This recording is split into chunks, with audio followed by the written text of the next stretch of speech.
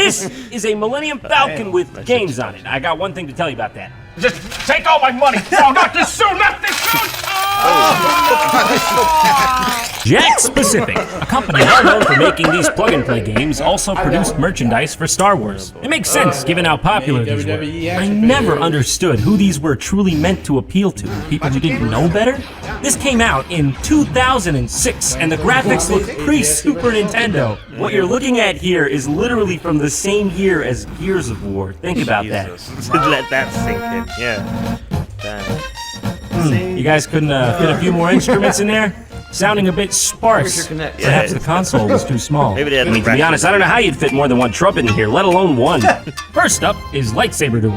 How I think about video games. Oh, no high scores? Well, you telling me people weren't fighting over this thing like the olden samurai trying to be number one? I've never seen a video game without no Hold for what kind of thing exactly? Fighting your friends? Normally, I don't understand. Why is this the default? Obi-Wan and Luke is the first fight? Hey guys, you want to wait to beef this out till after you defeat the Empire? They're still flying around in the background, free as birds. Pretty much.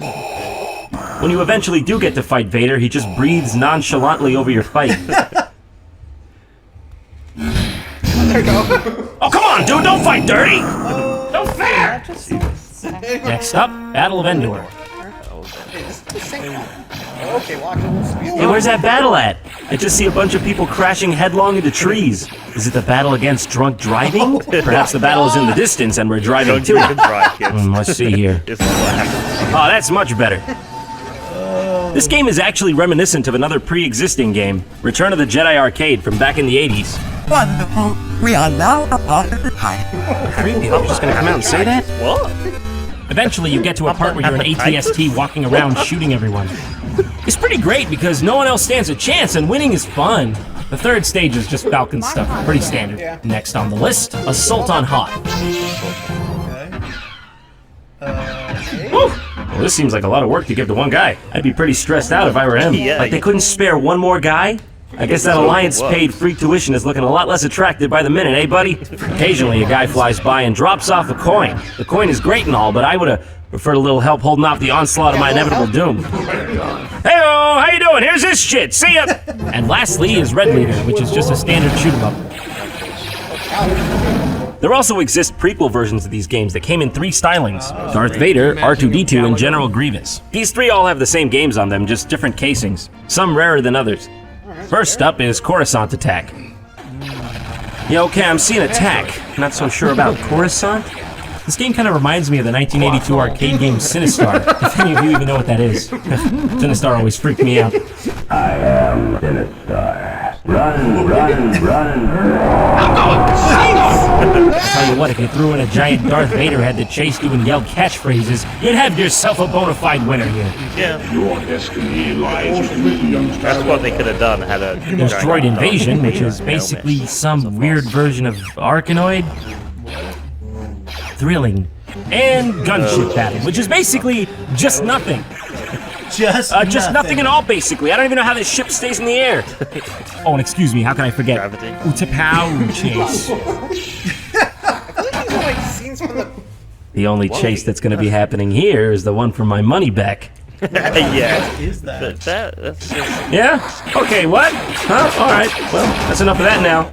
This one has 5 games instead of 4, the last one being Grievous Onslaught. It's okay.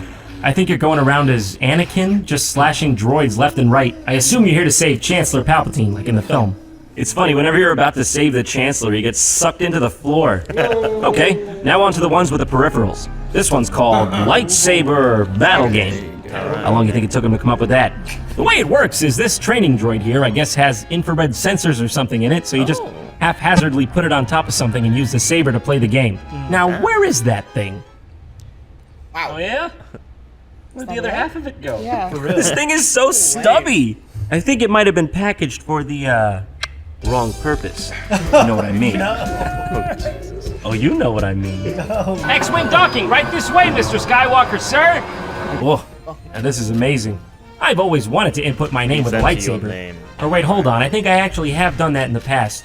It's gonna be a butterfly, right? And that's it, you're mine now, it's over, no take backs. Right off the bat, once again, you're training against Obi-Wan. Now listen closely, the tactic you use here is very advanced. What you do is you wait for the poor man's Parkinson's to all-encompassingly overwhelm him, at which point you whack him as hard as you can multiple times before he comes back to reality.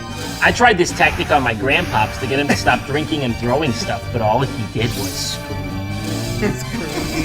You know, surprisingly, this is pretty fun. Although it probably feels a lot cooler in my head than how it To be actually honest, looks. it looks Who alright. cares, Oh my right? Fun is fun. I'm real!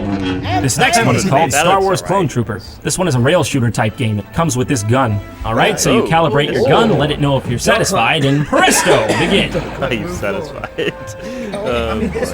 Plan on picking up the pace? Get this, the first loading screen when you boot the thing up takes 50 seconds alone. Doesn't that somewhat diminish the plug and play aspect? Well, after all this loading, I better be blown away with some serious stuff. Let's see. Oh Oh, really? no. I guess not. This is it. You read this at all? What? Is that it then? What exactly were you loading all that time? This looks like it predates the transistor radio! It's okay though. Everyone knows this game was meant to honor the life of legendary actor Christopher Lee, as seen here pictured on his cosmic Vespa. And now, sir, I give you the 21 Blaster salute. Rest in peace, you legend. Oh, sorry, dude. I'm not trying to. Oops. God damn it. I'm trying to salute you. My aim's really off. I'm sorry. This is out of love. All right, we got one left. I'm not expecting much after all this.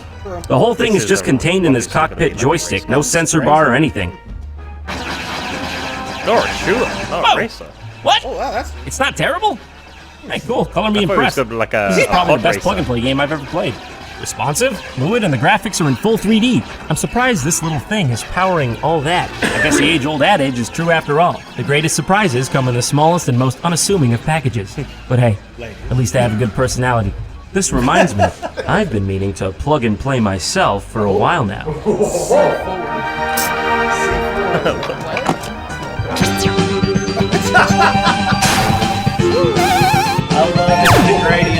Why a giant This happy one. rock? It's terrible. The first 18 levels are easy, and then mom and dad stopped caring. harsh, but you're not laughing actually. That's easy simple. This is like play minis games. That's- Next time, see ya. That comes in.